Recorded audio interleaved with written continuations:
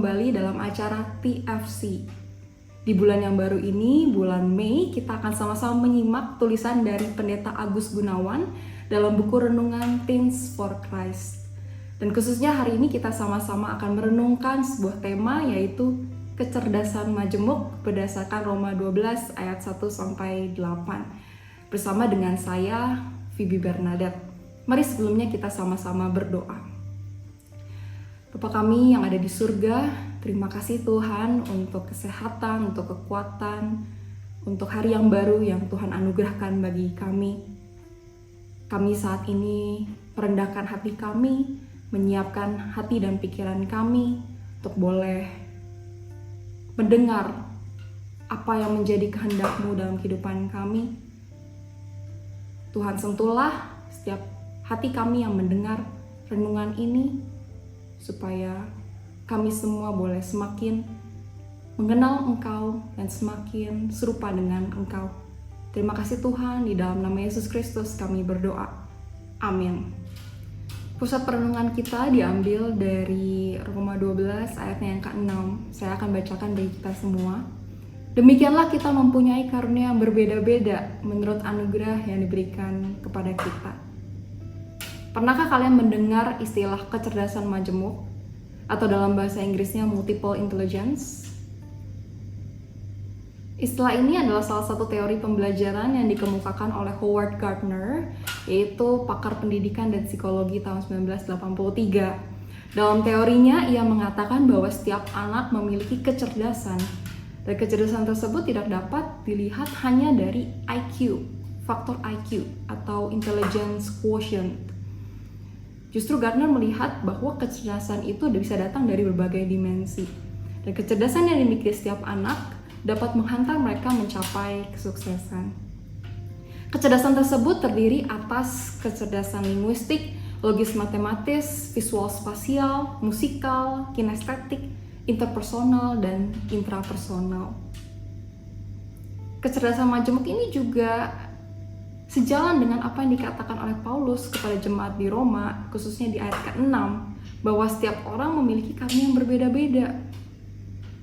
Dan Paulus mengingatkan bahwa karunia yang berbeda-beda itu adalah berasal dari Tuhan untuk kepentingan bersama, yaitu gerejanya.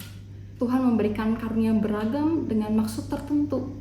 Oleh karena itu kita tidak boleh mengabaikan, apalagi menyalahgunakan karunia yang dianugerahkan Tuhan tersebut. Dan karunia-karunia yang berbeda dari Tuhan itu seharusnya menyatukan setiap orang untuk berkontribusi sesuai dengan bidang yang mereka kuasai. Dan disinilah Paulus mengingatkan agar setiap kita, anak-anak Tuhan, mempersembahkan talenta dan potensi yang kita miliki untuk misi Allah bagi dunia.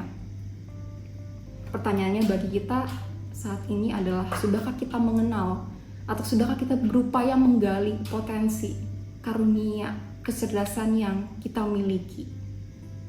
Mungkin ada yang mahir dalam bidang olahraga, ada yang mahir dalam bidang matematika, atau ada di antara kita yang mahir dalam berbagai bidang, ataupun ada juga yang mahir hanya dalam satu bidang saja, tetapi sangat amat menonjol.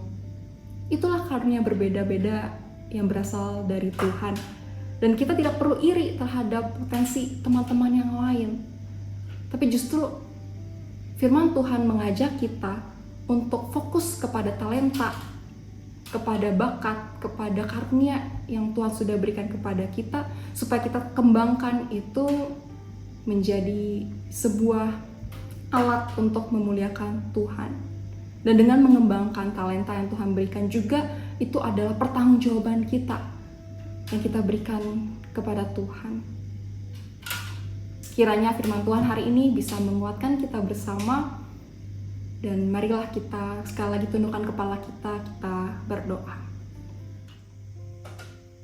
Ya Bapa, Engkau telah mengaruniakan kepada kami setiap talenta, bakat yang berbeda-beda. Tuhan, tolong kami anak-anak-Mu yang sedang menggali, mencari, mengembangkannya, supaya kami boleh diberikan ketekunan untuk bisa mengembangkan apa yang kami punya bagi kemuliaan nama-Mu. Dan terlebih ya Tuhan, jauhkan kami dari segala iri hati, sebab kami memahami bahwa Tuhan dengan anugerah-Mu memberikan kepada kami sesuai dengan apa yang kami butuhkan. Dan biarlah melalui kehidupan kami anak-anak-Mu, nama-Mu saja yang boleh dipermuliakan. Sebentar juga kami akan melanjutkan aktivitas kami. Tuhan juga yang memberkati setiap kami. Terima kasih Tuhan, dalam nama Yesus Kristus kami berdoa. Amin. Demikian Teens renungan kita hari ini. Jangan lupa subscribe, like, dan bagikan kepada yang lain. Tuhan Yesus memberkati.